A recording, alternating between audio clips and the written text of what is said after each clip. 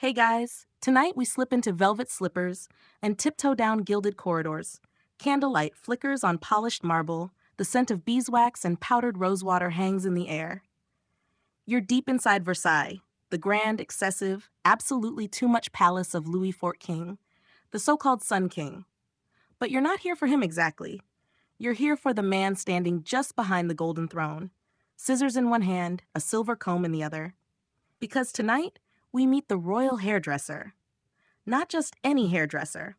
The hairdresser, the one who reshaped France's royal image strand by strand, who could manipulate fashion, politics, and power with a single sweep of a comb. You might think you're safe from danger in a world of hairpins and hair oil, but trust me, you probably won't survive this without at least singeing your eyebrows. Poison pomade, espionage through silkscreens, and enough powdered wigs to suffocate a carriage horse. It's all real. So, before you get comfortable, take a moment to like the video and subscribe, but only if you genuinely enjoy what I do here. And hey, I'd love to know where you're tuning in from. Drop your location and local time in the comments. Now, dim the lights, maybe turn on a fan for that soft background hum, and let's ease into tonight's journey together. You step into the Hall of Mirrors, glass and gold stretching endlessly above your head, and you almost forget to breathe. This is where courtiers preen and posture, where alliances are struck over a flick of a fan, and where your hair says more than your family name. The year is 1672. Louis XIV rules France with a shine so bright even the moon feels a little shy. And his hair? It's glorious. Cascading curls, thick and theatrical, each ringlet arranged with more care than a royal decree. But here's the secret nobody mentions outside these ornate walls. The king is balding. Yep. By his early 30s, Louis's crown, not the jeweled one, the biological one, is losing ground fast. The Sun King is not amused, and so into this royal panic steps Monsieur Guillaume Binet. You first spot him across the court, tall, impeccably dressed, and carrying a case that might as well contain state secrets. You watch as he opens it. Ivory-handled combs, tiny scissors shaped like birds, tins of pomade labeled in looping gold script. The man handles them like a surgeon, or a magician. Because at Versailles, hair isn't just hair. It's a symbol of divine right. It reflects health, virility, favor. Louis doesn't just need a wig. He needs a legend. And Binet, with his steady hands and unshakable gaze, is about to deliver it. The first time Binet steps behind the Sun King, the room holds its breath. Not out of reverence, though that's part of it, but because everyone knows this moment is different. You can feel it too. The same way you'd feel a shift in gravity. The same way animals go silent before an earthquake. Binet bows deeply. Then, with delicate precision, he begins to style. He layers false hair with real, adds curls the size of grape clusters, pins lace and ribbon so artfully you'd think it grew straight from the scalp. When he steps back, the king doesn't just look like royalty. He looks eternal. The effect ripples outward. Courtiers scramble to imitate the look, even if it means hiding their own thinning locks under half a sheep's worth of extensions. Orders for horsehair and yak hair wigs skyrocket. And Binet? He doesn't say a word. He just nods and begins scheduling appointments. A mainstream fact here, Louis XIV actually did suffer from premature baldness. Records show that even as a young man, he used wigs to maintain an appearance of youth and dominance, a decision that kicked off France's wig obsession and reshaped European fashion. But here's your fringe tidbit. The curls weren't just about aesthetics. Some were scented with a mix of bergamot, crushed pearls, and crushed deer musk to mask the less than fragrant reality of Versailles, where bathing was a rare luxury and chamber pots were fashionably ignored. Historians still argue whether Binet's initial ascent was due to his artistry or his timing. Did he rise because of the king's hair crisis? Or did he create the crisis by feeding a fear of aging and irrelevance?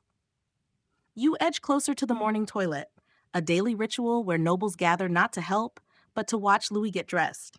Yes, even his socks have an audience. But today, all eyes are on Binet as he produces a curious little vial filled with a glowing, gold-flecked oil. The courtiers gasp. Someone whispers, "Alchemical essence?" Another suggests unicorn fat.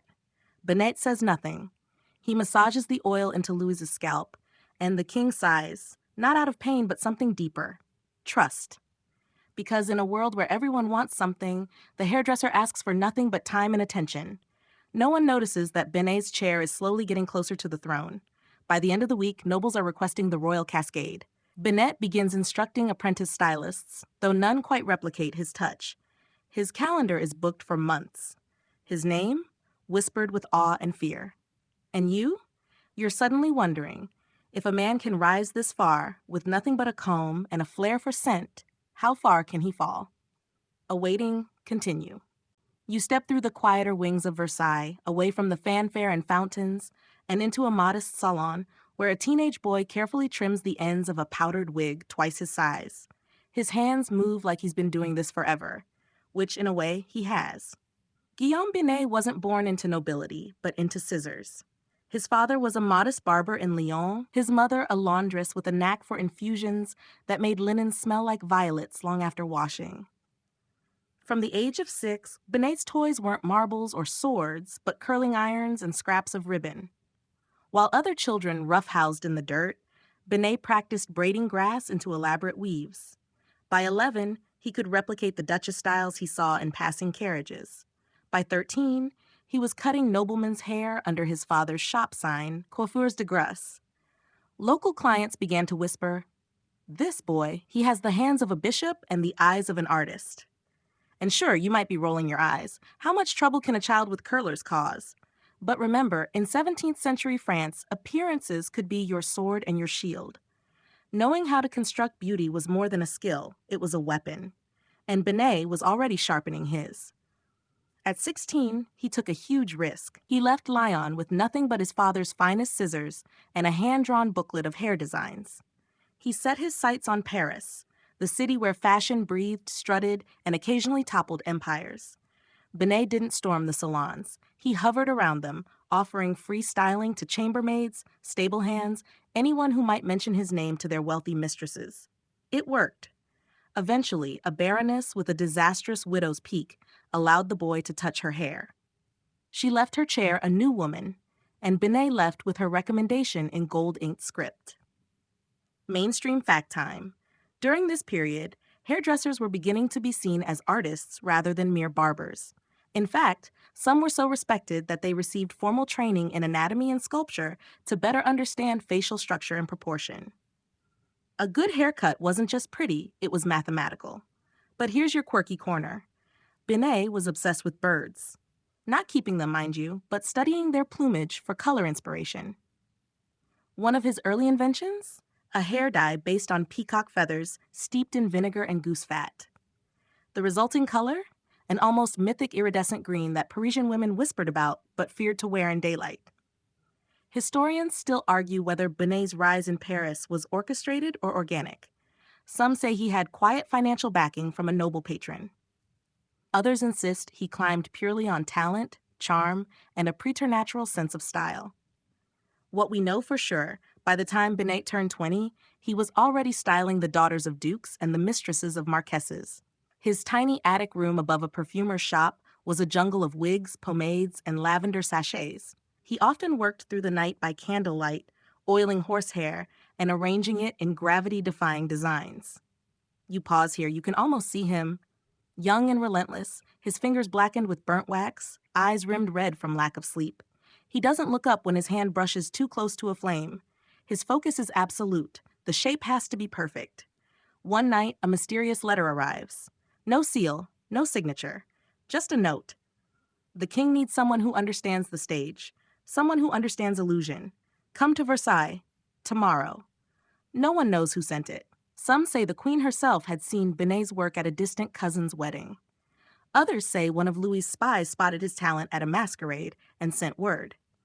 Whatever the source, Benet goes. He arrives in Versailles at dawn, dressed not in fine silks, but in a clean, simple coat, his tools wrapped in embroidered linen.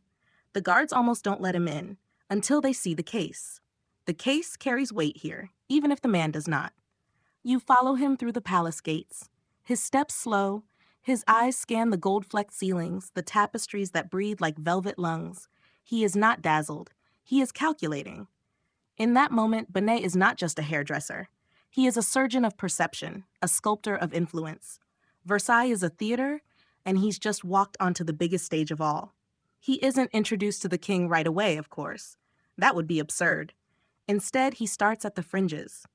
A minor count's daughter, then a mistress-in-waiting, then a duchess with thinning temples who bursts into tears of joy after her appointment. The whispers begin again, but now they echo through marble halls. The boy from Lyon, the one with the peacock curls. Benet works fast, but quietly. He never speaks unless spoken to. He never flirts. He doesn't need to. His designs flirt for him, coils that mimic flames, braids that look like ripples in silk, updos shaped like antique Grecian helmets. Soon, he's summoned to the queen's apartments. She wants something new, something bold, something that will make the other courts of Europe shrivel with jealousy.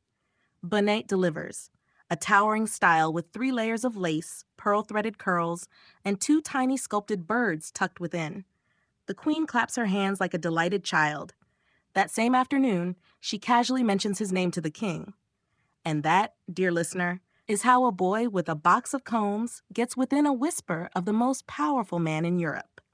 You step through the quieter wings of Versailles, away from the fanfare and fountains, and into a modest salon where a teenage boy carefully trims the ends of a powdered wig twice his size.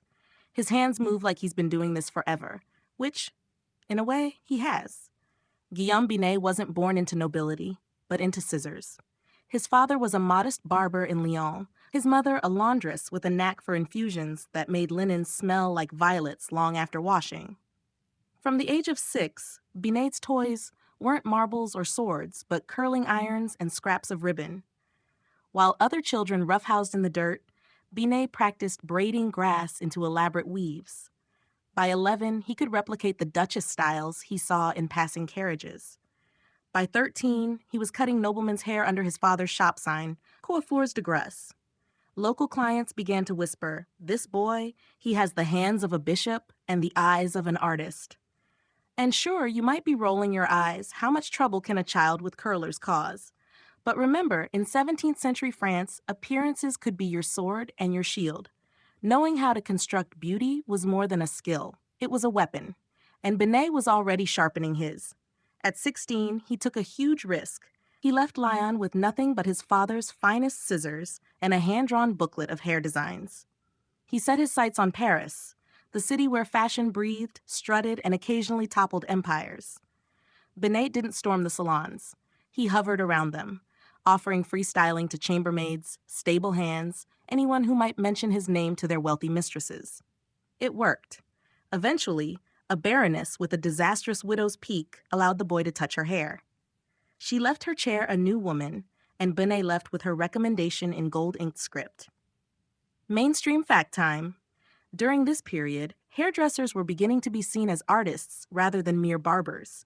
In fact, some were so respected that they received formal training in anatomy and sculpture to better understand facial structure and proportion. A good haircut wasn't just pretty, it was mathematical. But here's your quirky corner. Binet was obsessed with birds. Not keeping them, mind you, but studying their plumage for color inspiration. One of his early inventions? A hair dye based on peacock feathers steeped in vinegar and goose fat. The resulting color? An almost mythic iridescent green that Parisian women whispered about but feared to wear in daylight.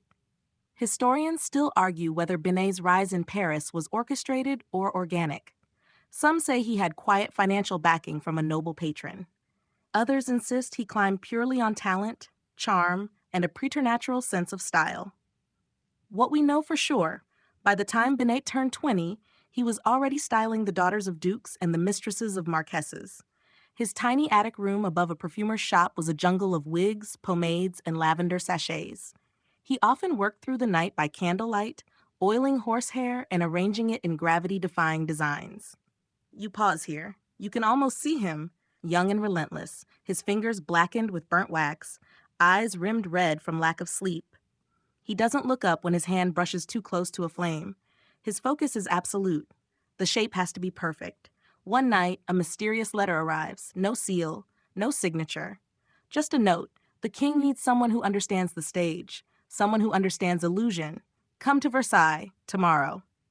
No one knows who sent it. Some say the queen herself had seen Binet's work at a distant cousin's wedding. Others say one of Louis's spies spotted his talent at a masquerade and sent word. Whatever the source, Binet goes. He arrives in Versailles at dawn, dressed not in fine silks, but in a clean, simple coat, his tools wrapped in embroidered linen. The guards almost don't let him in until they see the case. The case carries weight here, even if the man does not. You follow him through the palace gates. His steps slow, his eyes scan the gold-flecked ceilings, the tapestries that breathe like velvet lungs. He is not dazzled. He is calculating. In that moment, Binet is not just a hairdresser. He is a surgeon of perception, a sculptor of influence. Versailles is a theater, and he's just walked onto the biggest stage of all. He isn't introduced to the king right away, of course. That would be absurd. Instead, he starts at the fringes. A minor count's daughter, then a mistress-in-waiting, then a duchess with thinning temples who bursts into tears of joy after her appointment. The whispers begin again, but now they echo through marble halls. The boy from Lyon, the one with the peacock curls. Binet works fast, but quietly. He never speaks unless spoken to. He never flirts. He doesn't need to. His designs flirt for him. Coils that mimic flames, braids that look like ripples in silk, updos shaped like antique Grecian helmets. Soon, he's summoned to the queen's apartments. She wants something new, something bold, something that will make the other courts of Europe shrivel with jealousy. Binet delivers.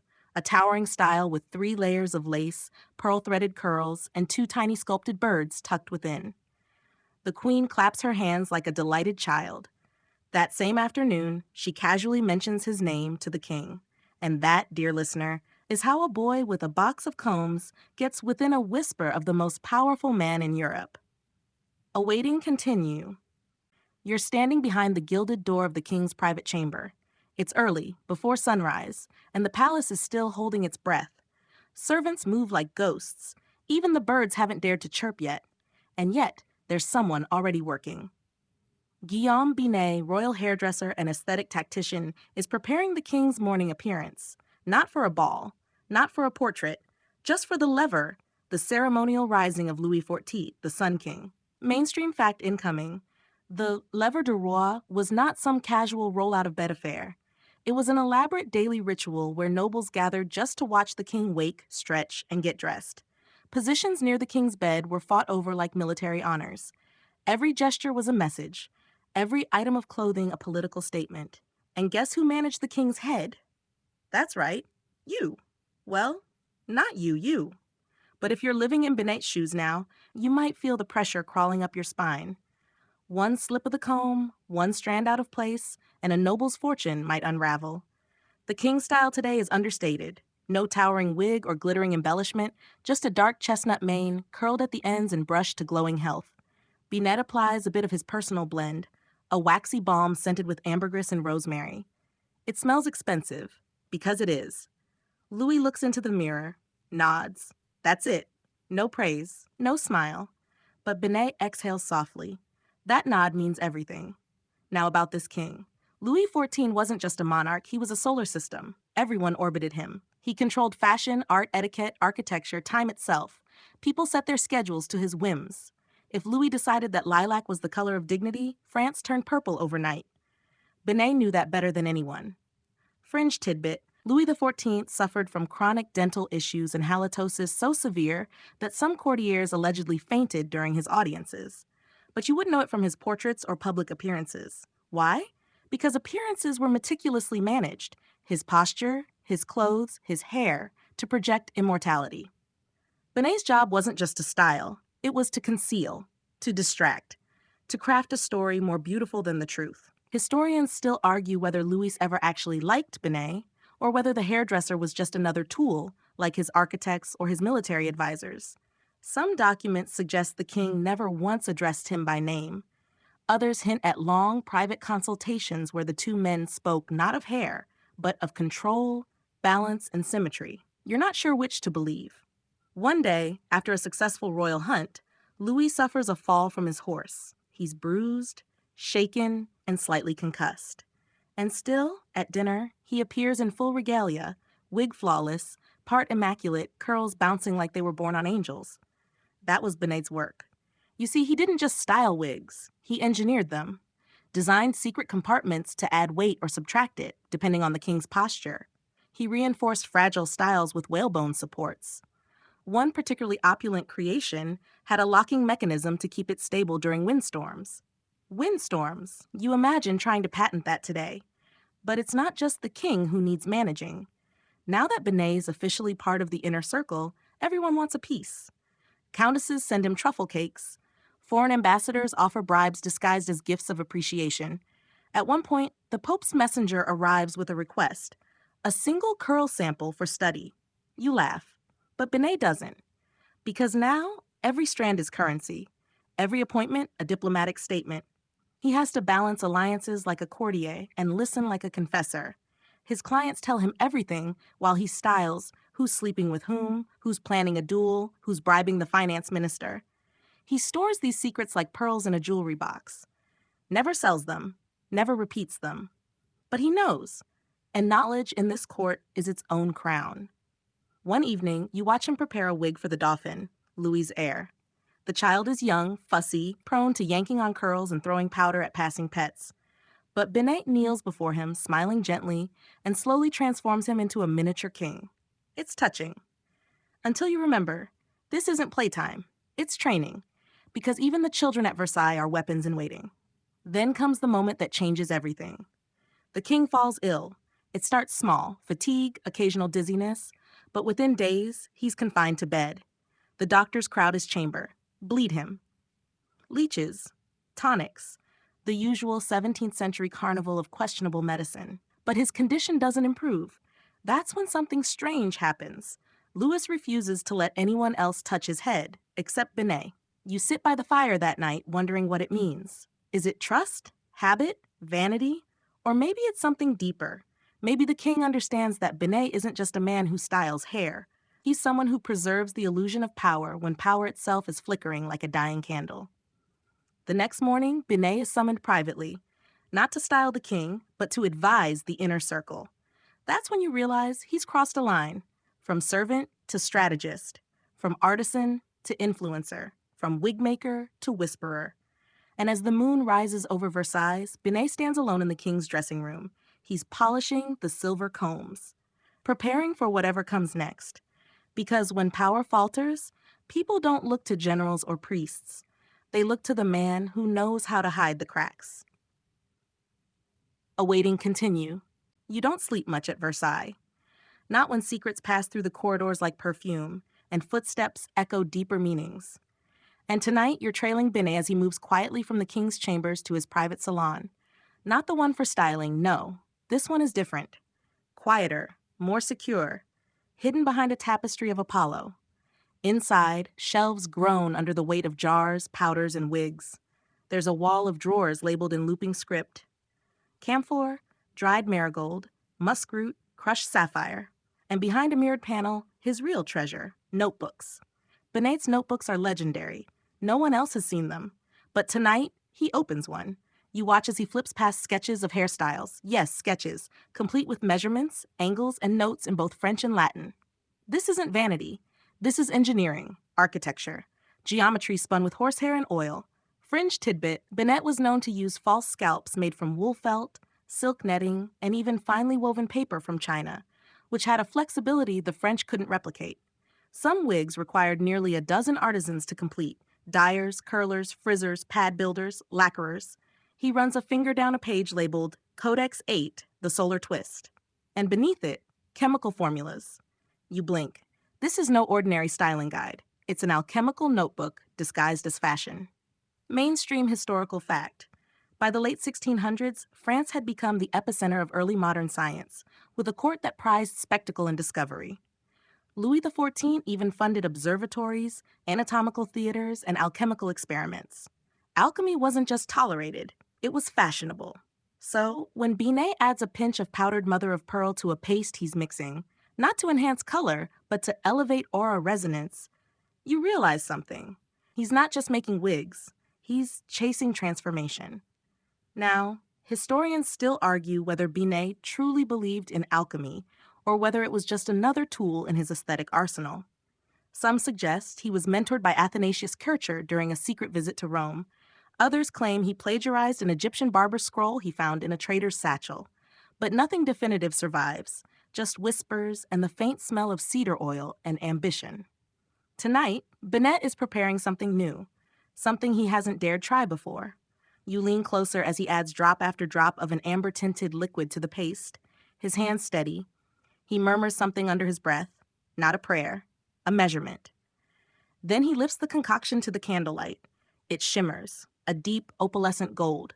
He calls it essence du roi, not a perfume, not a dye, a kind of invisible glaze, meant to reflect light as though the wearer were kissed by dawn itself.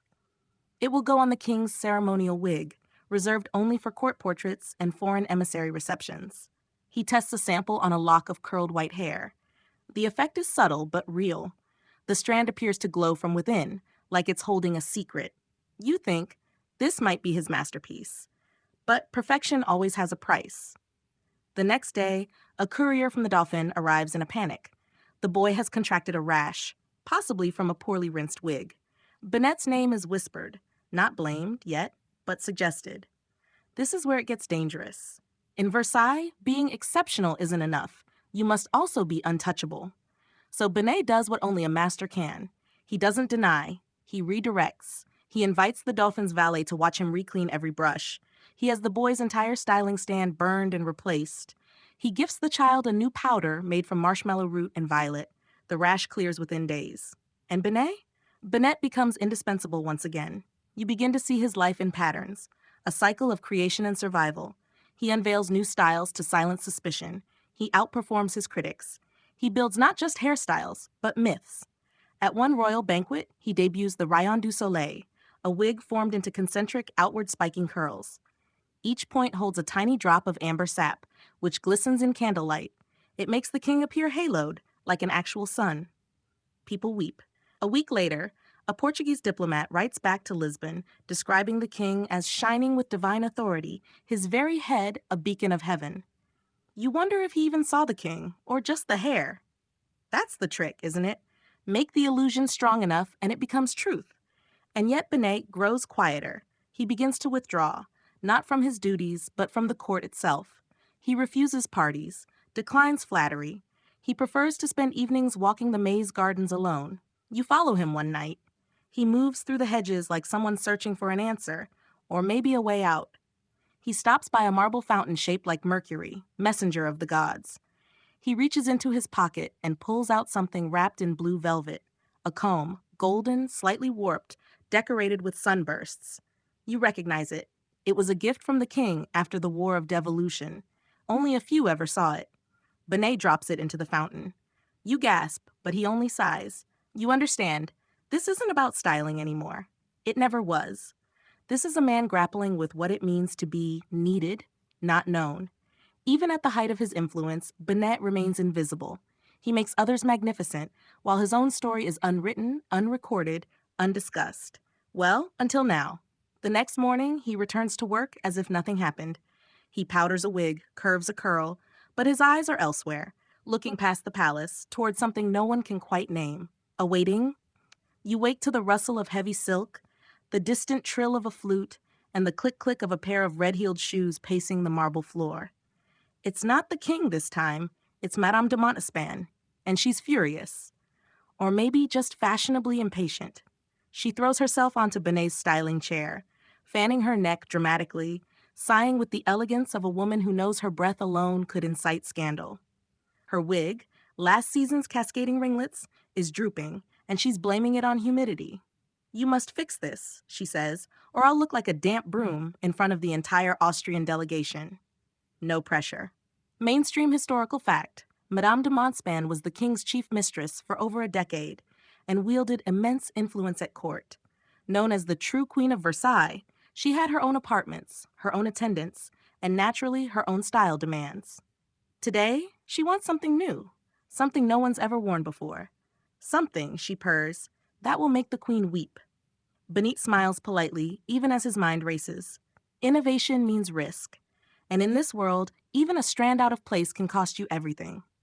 He chooses a design from his internal library, something subtle yet provocative. A high crown of layered waves shaped like ocean tides, accented by silk rosettes and a faint shimmer of lapis powder.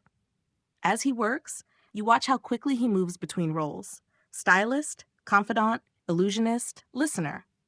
Monospan begins to talk, faster than before, about enemies, about the poison scandals, about who the king is really favoring these days. Fringe tidbit: the infamous affair of the poisons, which rocked the French court in the 1670s, allegedly involved love potions, curses, and even human sacrifice. Monospan herself was implicated, but never formally charged, and yet her status began to fade soon after. You watch as Binet says nothing. He simply adjusts her wig, just a little tighter, just a little higher. She leans back, pleased. She thinks she's in control. But you know better. He's framing her like a painting, casting her in light, managing the angle of her jaw, the line of her neck. It's power, not with a sword or decree, but with a comb. Historians still argue whether Binet used style as quiet revenge, whether some of his more avant-garde creations were actually coded messages, subtle sabotages, or clever lifts for the people he favored. After all, when every curl can alter perception, who's to say where fashion ends and influence begins? Later that afternoon, word spreads across the salon. The queen has seen Monospan's new look and declared it frivolous. Victory. Binet doesn't flinch. He's already working on the next head, and the next. Because Versailles is a revolving stage, and every player must be made ready. One evening, you watch Binet handle 4 nobles in a single hour. A countess with a grudge to settle, a duke whose lover just left him, a young baron trying desperately to impress the king, and finally, a soldier, nervous and trembling, summoned to court for the first time. Each one enters the chair a different person than they leave it. To the countess, he adds a streak of plum ribbon to match her rival's gown. Accidentally, of course. To the duke, he suggests a more youthful style, whispering that it reminds him of the king's own at 30. To the baron, he sprinkles a rare cinnamon powder to evoke warmth and virility. And for the soldier, he just smiles, brushes him with a humble sheen, and says, "Don't speak unless asked," and bow often. He doesn't charge them. He doesn't need to. They'll owe him something far more valuable than gold. By now, Binet's name is being murmured beyond Versailles, through salons in Lyon, down to the merchants in Marseille, across the Channel to London. Rumors swirl that he once sent a wig design via pigeon to the Swedish ambassador's daughter, who copied it and caused a scandal at court. He doesn't confirm or deny it. That's the game. And yet, the fame has its price. One night, you find him alone again, washing his hands longer than necessary. His fingertips are raw. You notice the faint tremor in his pinky as he folds a linen towel. The hours are getting to him. So are the stakes. He opens another drawer. This one contains letters, dozens of them. Some sealed, some opened, some with edges burned. You peek at one. It's from a duchess you vaguely recall. She's begging for a style that will distract from a scandal involving a spilled confession and a broken engagement. Binet has written 3 words in the margin: curls of denial. Another note, this time from a bishop's niece, requests a powdered look that suggests mourning without confirming death. You can't help but smirk. Styling grief. That's a new one. But the letter that stops you cold comes last. It's addressed simply, "À mon cher architecte du silence," to my dear architect of silence. No signature, no date. Inside is a single sentence: "You keep my secrets better than God ever could." You step back. He closes the drawer, because there are things you're not meant to see. That night, the palace throws a masquerade. Binet's styles are everywhere. Feathered towers, velvet-coated domes, entire tableaus recreated in hair, swan boats, starbursts, even a sculpted replica of the royal hunting lodge. But Binet is not there. He's on the balcony of his chamber, staring at the moon, twisting a curl around his finger like it's a thread leading somewhere else. Somewhere quiet. The wind lifts his robe slightly. The scent of his rose pomade drifts toward you, and you realize he's tired. Not physically, existentially. Because it's one thing to dress a king, it's another to erase yourself in the process. Awaiting continue. You rise early, earlier than the birds even, and you hear it, the distinct thump of wooden heels followed by a quiet string of coughs. Binet isn't sick. Not exactly. But he's been coughing more lately. The powder, the oils, the waxes. They linger in his lungs like secrets, thick and fragrant. Today's a ceremonial day. one of those heavily orchestrated public performances Louis XIV loved so much, where everything from the curtains to the color of the dogs is curated. The king will make a speech in the Hall of Mirrors, the courtiers will nod like swans, and everyone will pretend that France has no problems. But behind the scenes, it's chaos. Binet is the eye of that storm. You watch him orchestrate a styling campaign as if it's a battlefield maneuver. Each wig is pre-styled and sorted according to rank. There's a running list pinned to a cushion, a hierarchy of hair. "Never forget," he mutters, "your curls must rise as your title does." Mainstream historical fact, Louis XIV's court operated under a strict etiquette system known as l'étiquette, with specific rules for who could approach the king, how close they could stand, and even who could hand him his gloves. Fashion, particularly hairstyles, became another form of coded messaging. Today, Binet debuts something new. He calls it the Aurora. It's a style designed specifically for a favored marquise, a complex formation of backward swept spirals and glimmering powder that shifts color in sunlight. He spent weeks perfecting the reflective effect, using crushed beetle shells mixed with a resin from the Orient. Fringe tidbit, iridescent powders were rare, but not unheard of at court. Some of the shimmer came from ground mica, others from more exotic and unsanitary sources like fish scales. Binet, of course, had his own suppliers and formulas, none of which he ever shared. The marquise is thrilled. She twirls before a mirror like a child, laughing until she remembers to be dignified. "What shall we call this?" she asks, not realizing it already has a name. "You are the dawn," Binet replies, "and I have only followed your light." She doesn't know he said that to 3 other women this week. But it works every time. You follow him into the king's dressing chamber, where silence hangs like damask. The king is already seated, his eyes closed. You recognize that posture. It means he's thinking about war, or taxes, or his legs. Louis has been struggling lately. You catch sight of the swelling in his ankles, the stiffness in how he moves. He's aging, though no one dares to say it aloud. Binet adjusts the ceremonial wig, La Flamme d'Or, with its cascade of gold-touched curls and delicate tufts at the temple. He straightens the part, powders the back, then leans forward and says something too low for you to hear. The king nods, just once. And when he walks into the Hall of Mirrors, every head bows, but not before they look at the hair. Historians still argue whether Binet ever manipulated a public event through hairstyle. There's a theory, mostly whispered, that he once sabotaged a nobleman's curls to draw attention away from a courtier accused of embezzlement. Another rumor claims he patted a wig so subtly out of proportion that the wearer unknowingly insulted the Spanish ambassador, who stormed out in protest. Coincidence? Maybe. But at Versailles, nothing is truly accidental. After the ceremony, you trail Binet to the gardens where the palace fountains are singing their strange stone songs. He sits beneath a willow and opens his sketchbook. You peer over his shoulder. This page is different. No wigs, no curls, just faces. Hundreds of them. Some you recognize, the queen, the dauphin, the cardinal. Others are nameless, servants, guards, one sad-eyed girl with a freckled chin. They're all drawn with exquisite care. And next to each a note, favors citrus, prefers violets, wears sorrow behind the left eye. This isn't a styling book, this is a ledger of souls. You ask yourself, how does someone become this observant? The answer arrives 2 pages later, a self-portrait. Binet, younger, softer, with shorter hair and ink smudges on his cheek. Beneath it, one line, "To be unseen is not the same as to be unknown." That night, there's a smaller gathering, a private salon hosted by the king's cousin, a known lover of the arts. Binet attends reluctantly, wearing a muted blue coat and simple silver wig, a sign of modesty, which of course draws every eye to him. A violinist plays, a poet recites. Then someone mentions the new Enlightenment thinkers, those bold souls writing in cafes about liberty, reason, and the limits of monarchy. Dangerous talk. You watch Binet's fingers tighten on his wine glass.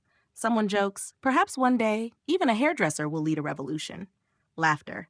Binet smiles and says nothing, but his eyes flick toward you, and you know what he's thinking. Wigs can be worn and removed, but ideas, those stick. Later, as he walks home, he takes the long route through the sculpture garden. You follow. The statues loom like frozen conspirators. He stops at one, Apollo again, god of light, poetry, and ironically, beauty. You think he knows he's a lie? Binet says, not to you, but to the marble. You don't answer. You don't have to. You're beginning to understand him now. Binet isn't chasing perfection. He's hiding inside it.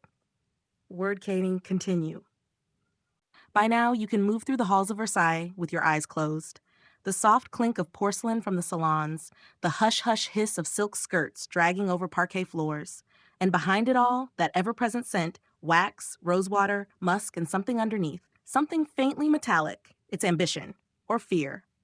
The two smell alike here. You're back in Binet's chambers before dawn, and something's changed. His tools, usually arranged with surgeon-like precision, are scattered, brushes soaked, curling irons left cold. The mirror still reflects candlelight, but his own image stares back at him like a stranger. He doesn't notice you at first, just stares at the wig he's working on. It's unlike anything he's ever done.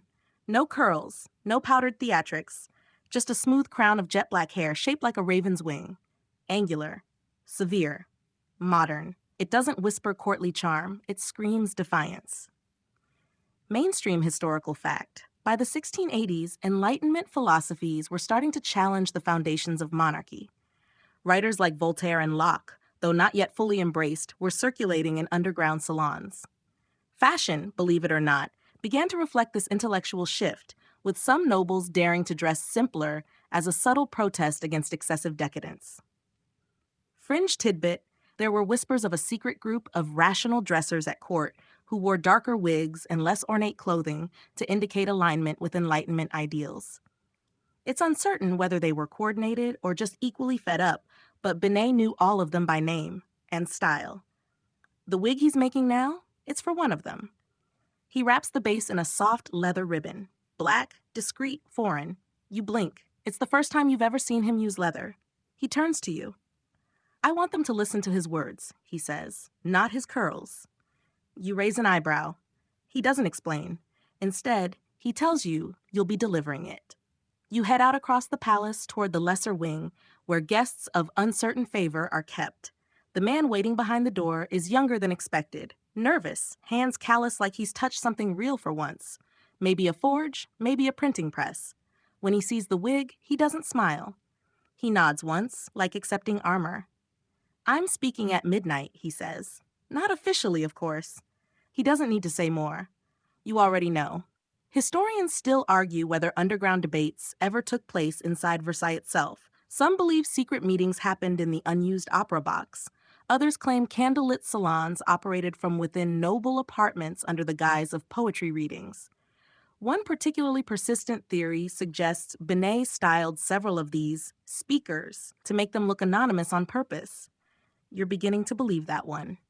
When you return, Binet is sitting again, this time before a fire, holding a ribbon between his fingers like it's a lifeline. You realize this isn't about fashion anymore, or not just fashion. He's choosing sides.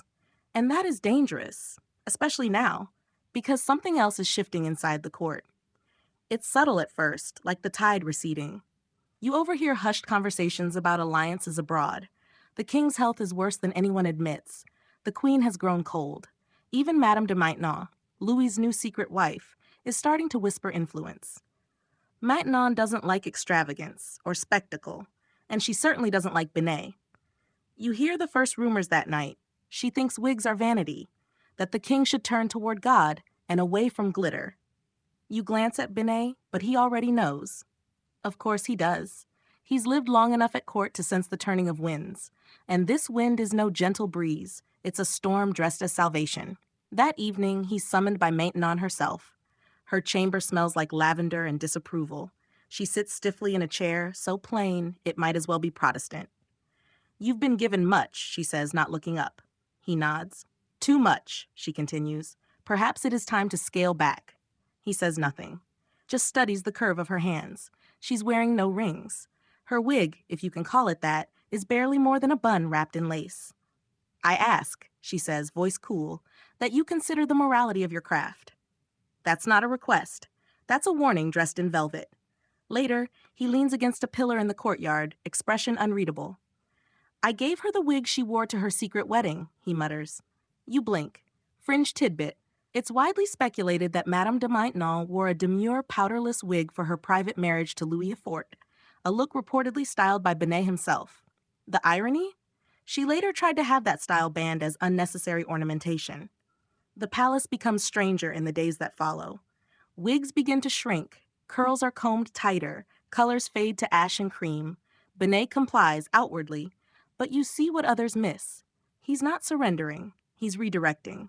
In the place of outward flash, he starts embedding meaning into subtle shifts, braiding hairlines to resemble ancient runes, folding back twists to mimic broken crowns, weaving hidden feathers into designs that only the wearer understands.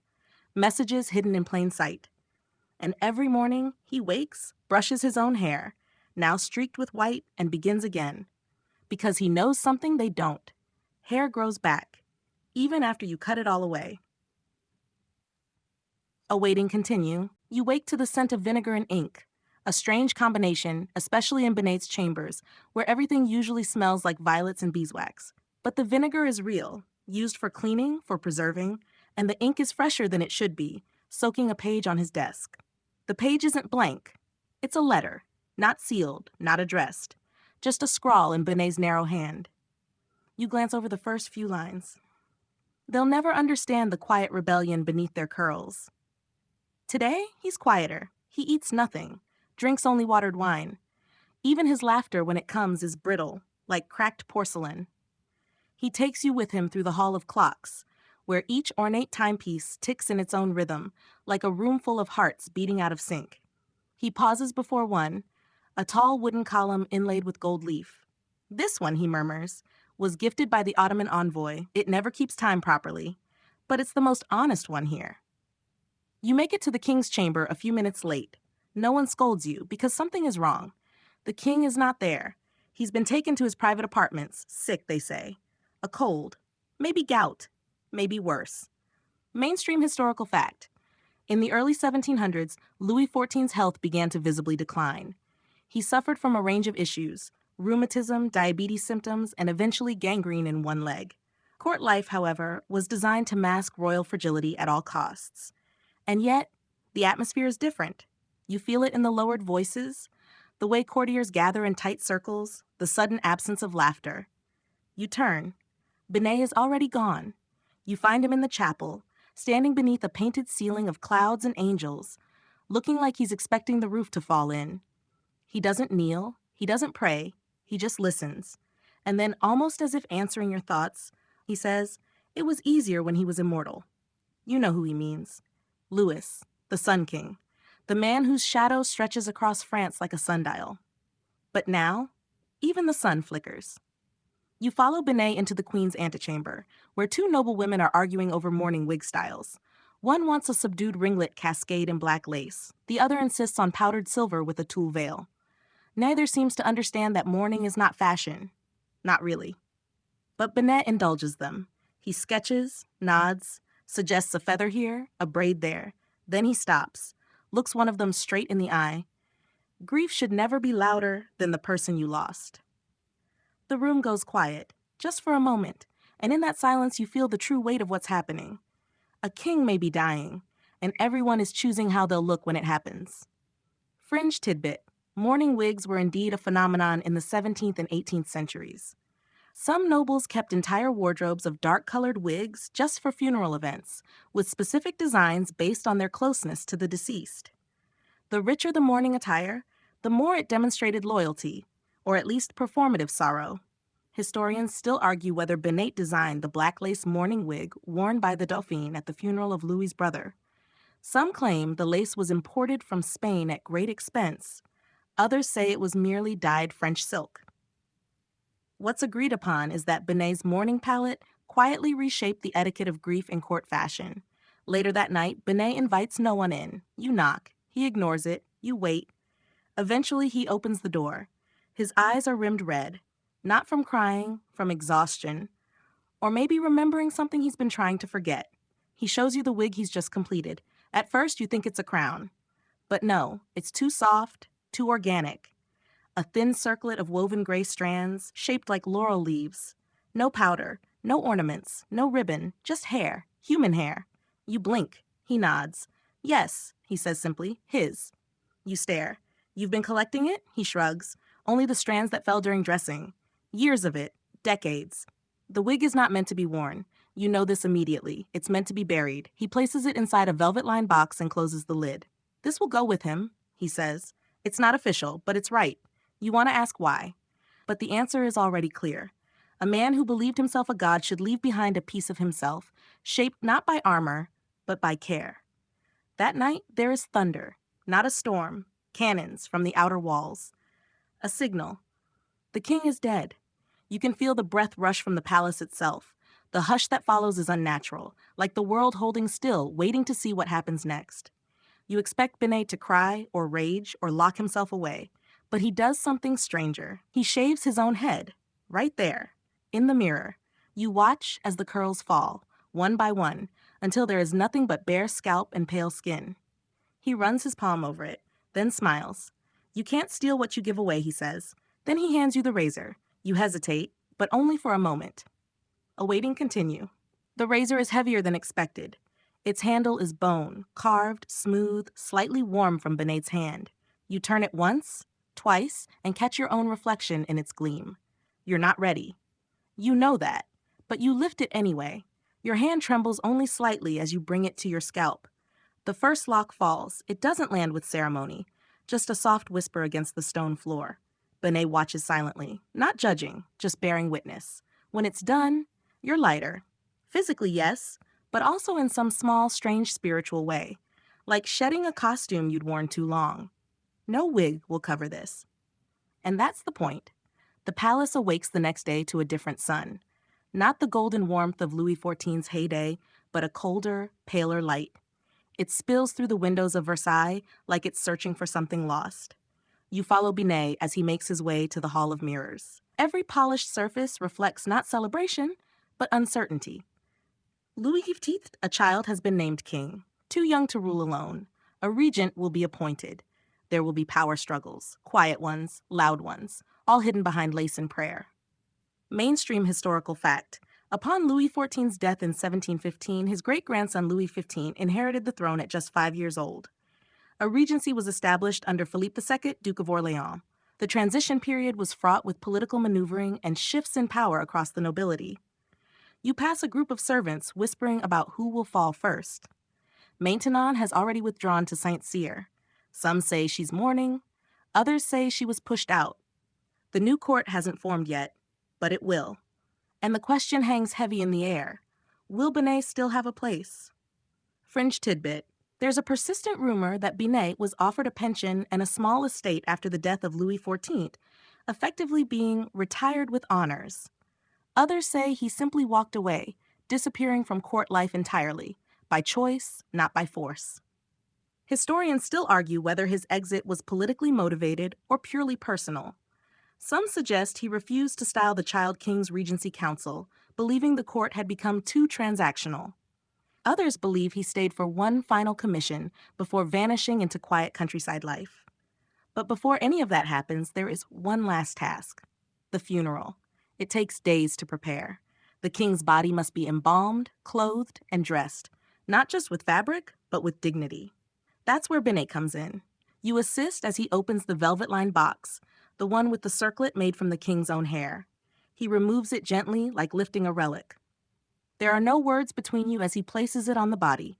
The face beneath the crown of hair is pale, shrunken, not the man you remember from the sunlit throne room or the garden parades.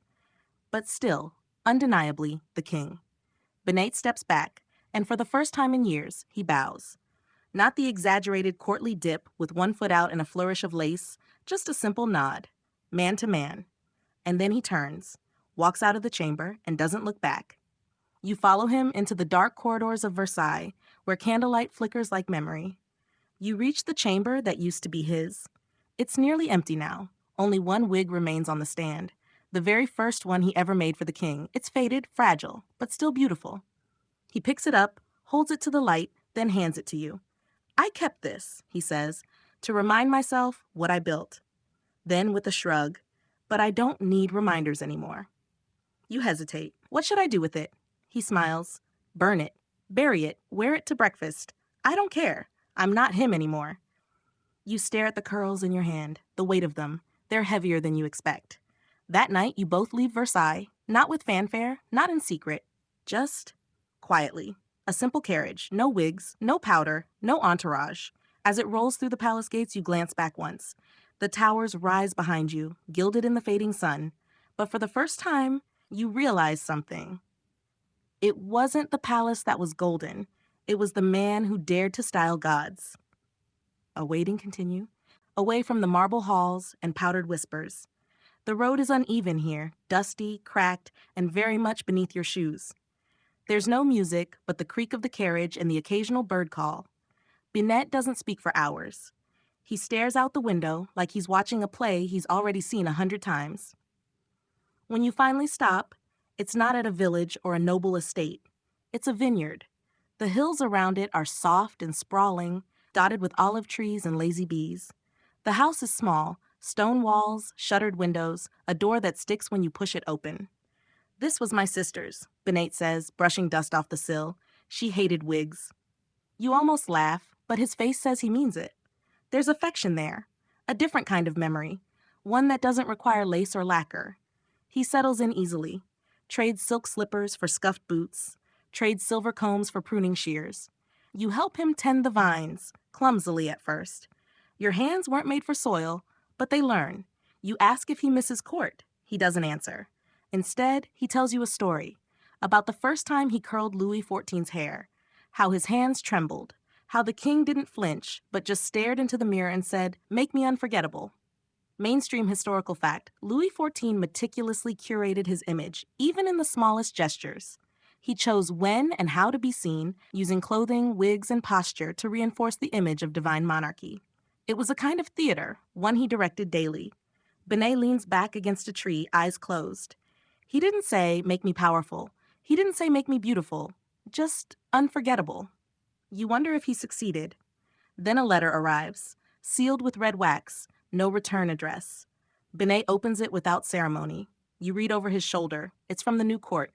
Louis XIV's regent wants a wig for the child king. Something modern, respectable, and reassuring to foreign dignitaries. It's not a request. It's a summons. You expect Binet to laugh, or throw it into the fire. Instead, he folds it carefully and sets it on the mantel. Then that evening, he pulls out his old trunk, the one with the ribbons, the powders, the tiny velvet pouches with dried herbs and perfumes. And you realize something. He's going back. Not because he wants to, because someone needs to. The next morning, you help him pack. He doesn't take much. Just a few tools, a notebook of sketches, and one small strand of hair tied in a ribbon. Not his, not Louis, his own. Fringe tidbit, some wig makers of the time kept tiny locks of their own hair tucked into their kits, either for good luck, for identification, or as a kind of signature.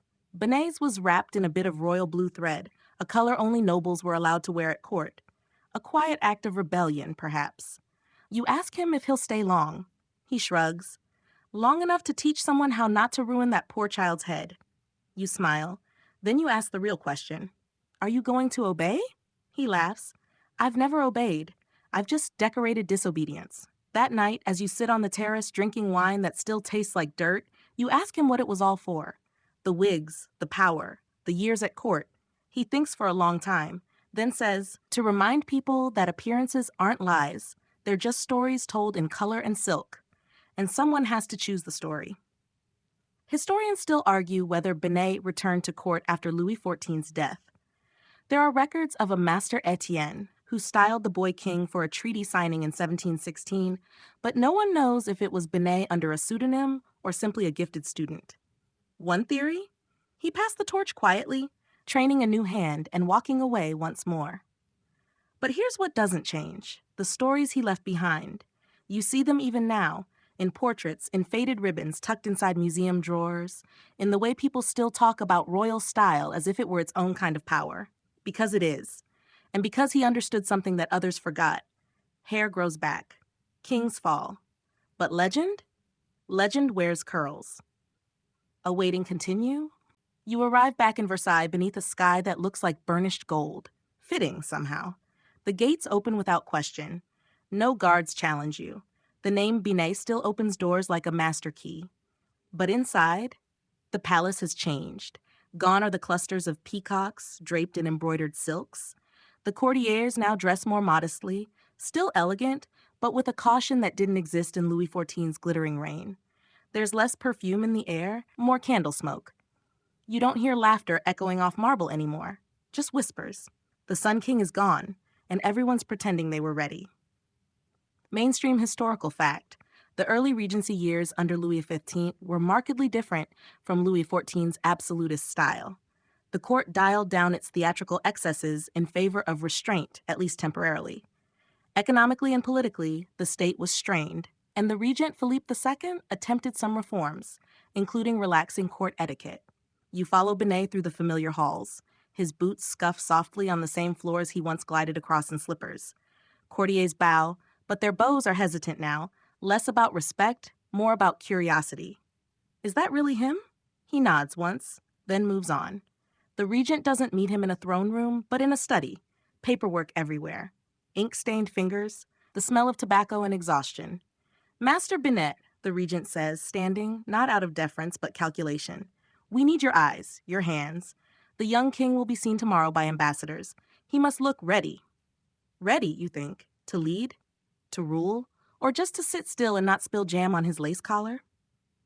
The child king is barely 6, a pale, fragile boy with huge brown eyes and a habit of chewing on his lower lip when nervous. He doesn't flinch when Benet touches his head, but he doesn't smile either. There's something eerily calm about him. Benet works silently, brushes the boy's soft curls, no powder this time, no towering structures, just a gentle taming of what's already there. He ties it back with a thin navy ribbon. That's all. And the room exhales. Fringe tidbit: Louis XIV was known in early childhood for his delicate, almost angelic features. During his minority, his public image was carefully curated to maintain continuity with Louis XIV's legacy, but without overwhelming the boy. Stylists avoided the towering wigs of his great-grandfather, favoring natural hair with minimal decoration. Binet's rumored ribbon technique, meant to convey innocence and quiet authority, set a subtle fashion across minor courts of Europe. Afterward, Binet meets with the regent privately. You wait outside, pretending to examine a tapestry. You can hear muffled voices through the heavy oak door. Eventually, the door opens, and the regent leaves without another word. Binet stands in the doorway, quiet, steady. He doesn't say what was discussed. You don't ask. That night, he walks the gardens alone. You follow at a respectful distance, watching his silhouette among the hedges and statues. Versailles is quieter now, its fountains silent, its lamps burning low. You think about how many mornings he spent here, tweaking powdered curls, dodging intrigue, holding court in his own private way. And now? Now he's a ghost among his own legacy.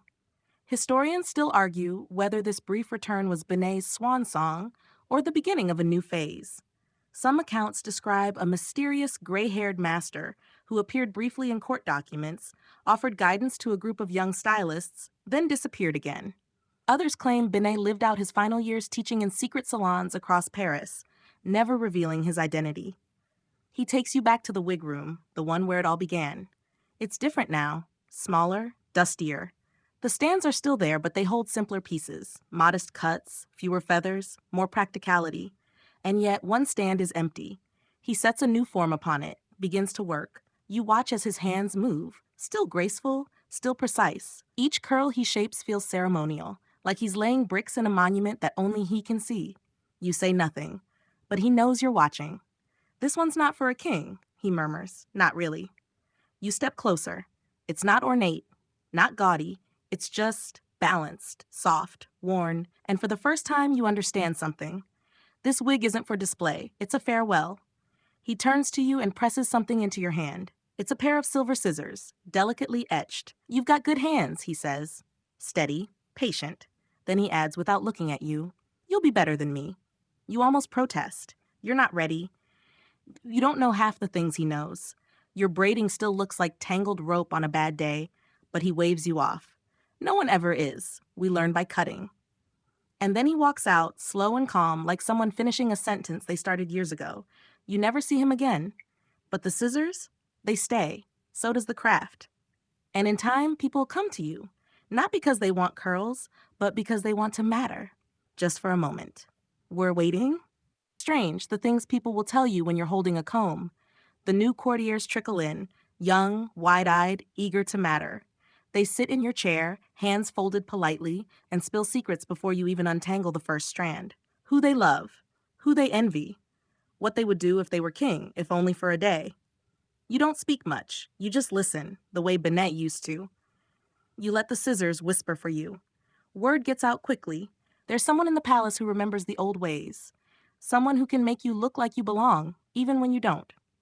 You keep your own profile modest. No extravagant salon, no fawning apprentices announcing your name in velvet tones, just a small room, one window, and a wall of wigs. And always that empty stand in the corner, the one Bennett used for his final piece. You never touch it. It stays, like a monument, a reminder. Mainstream historical fact. After Louis XIV's death, wig culture in France began to evolve. Styles became more natural, shorter, and more tailored to personal identity, rather than just court hierarchy.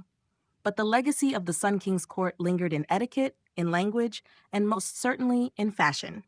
Stylists who understood that legacy, especially those trained in its traditions, remained valuable, even as public taste shifted. Your first true test comes unexpectedly. A minor diplomat from Bavaria. Young, anxious, desperate to look less provincial. His coat's too stiff, his boots are polished but the wrong cut, and his hair, a tragedy. He asks if you can make him look confident. Not handsome, not fashionable, just like someone who's supposed to be here. So you give him Binet's ribbon technique. Soft curls at the nape, tight control near the ears. A little powder, not white but cream tone to warm his complexion. When he looks in the mirror, he actually gasps.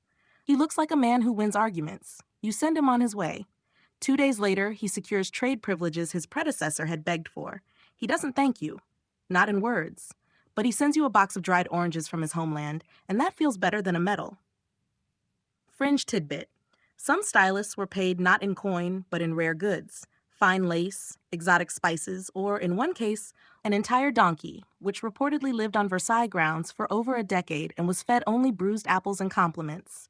A week later, the king's tutor stops by. Not for a wig, but for advice.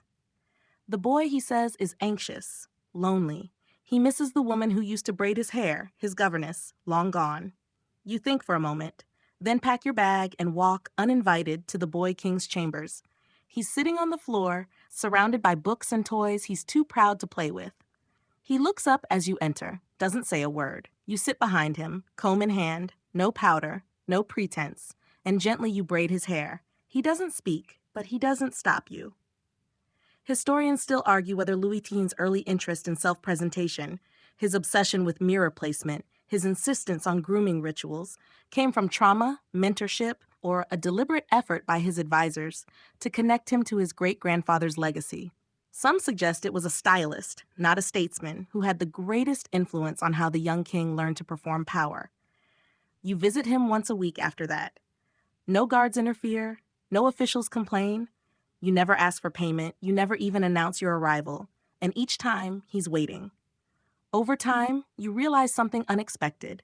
You're becoming what Bennett once was. Not just a hairdresser, not even a stylist, a confidant, a translator of ambition into fabric and form, someone who knows when to speak and when to let silence do the work.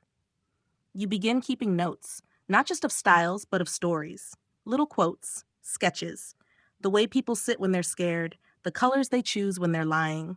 You begin to understand the deeper truth Bennett tried to teach you. Hair is never just hair. It's armor, it's language, it's memory. And now, it's yours to shape. You light a candle each year on the anniversary of Bennett's last cut. No one else remembers. But that's okay. You do. And that's enough. Years pass, as they tend to. The boy king grows taller. His voice deepens. He begins to speak with authority, not rehearsed, not borrowed. His words carry weight now, so do his silences. And his hair? You still tend it, though less often. He's begun choosing his own style. Sleek, understated, a deliberate departure from his great-grandfather's dramatic silhouette. His curls are fewer, but more defined. The powder is minimal. Just enough to whisper royal, not shout it. People still come to you, of course. Ministers, envoys, foreign nobility terrified of misstepping at court. A Swedish count once fainted in your chair from nerves alone. You revived him with a splash of rose water and a muttered, "Relax, it's just hair, not a guillotine." He laughed, eventually. You don't advertise. You don't expand. You don't need to. You have a waiting list longer than most noble bloodlines, and sometimes people don't come for style. They come for certainty, like Madame de Pompadour. She arrives quietly, no trumpets, no trailing maids. She's poised but weary, and her hair, despite the efforts of three other stylists, refuses to behave. I want something different, she says, sitting gracefully in your chair. Something not court. You meet her eyes in the mirror. She doesn't blink. So you take your time. Mainstream historical fact. Madame de Pompadour, official mistress of Louis XV, redefined court fashion in the 18th century. Not merely a consort, she was also a political advisor, cultural tastemaker, and patron of the arts. Her influence extended to hairstyles, encouraging softer, more romantic styles that emphasize grace over grandeur. You craft something for her that echoes a countryside breeze. Loose volume, soft structure, a tiny braid at the temple like a tucked-away secret. She studies it in the mirror for a long time. Then she smiles. Not coyly, not diplomatically, just sincerely. You both know what this means. She'll return. She does. And with her, more figures of influence trickle through your door. Not always for themselves. Sometimes they want something designed for a daughter's wedding, a portrait, or, oddest of all, a rival's funeral. Something tasteful, one woman says, dabbing her eyes theatrically, but quietly victorious. You deliver. Fringe tidbit, funeral wigs were indeed a thing among the upper class, designed not only to show solemnity, but also to subtly outdo rivals in mourning fashion. These wigs often had subdued ornamentation and were sometimes dusted with gray powder to signal grief and dignity, though it was often more performative than sincere. You begin to sense the quiet war of fashion as politics. A man's wig says whether he's conservative or progressive. A woman's hairline suggests her stance on royal reform. Your styles begin appearing in paintings, engravings, satirical pamphlets. People speculate, who's behind this understated coup of curls? You never confirm. You don't need to. The king knows. One morning he sends for you privately. No pretense, no ceremony. You find him in the gardens, pruning a rosebush with deliberate precision. He doesn't look up when he speaks. I know what you are. You raise an eyebrow. A hairdresser? A historian, he corrects.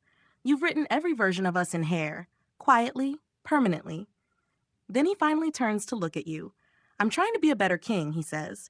You don't flatter, you don't scold, you just nod. And then you take out your comb. The two of you stand there in the morning light, surrounded by clipped petals and sunlight on dewdrops.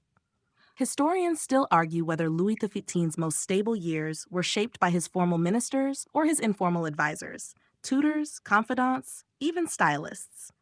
Some claim his deeper understanding of public image came not from political theory, but from those who taught him how to be seen without being exposed. You become a fixture, not just at court, but in legacy. And when younger stylists come asking, you teach them not to copy, but to listen.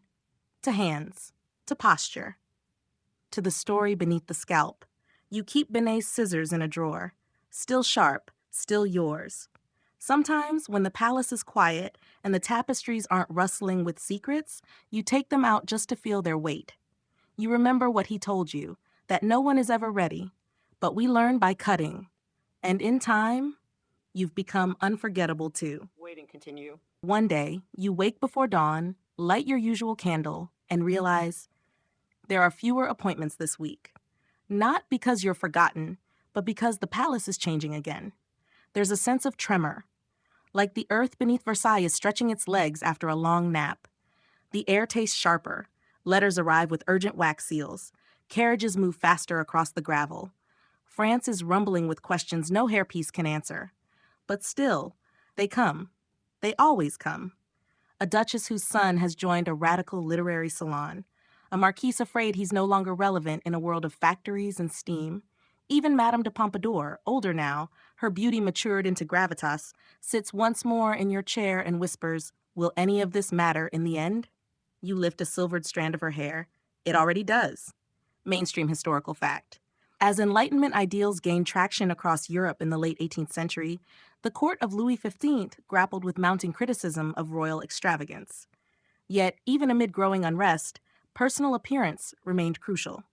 Court fashion, particularly hair, continued to reflect shifting alliances, ideologies, and the careful balancing act of staying influential without appearing tone-deaf. You design with more restraint now. Clever structures, Less powder. Styles that walk the line between tradition and reform. A rebellious baron asks for a revolutionary look. You give him a crisp cut with tightly coiled sides and a velvet ribbon tucked like a secret. He walks straighter, talks bolder. Weeks later, he's arrested for treason. He sends you a note from prison.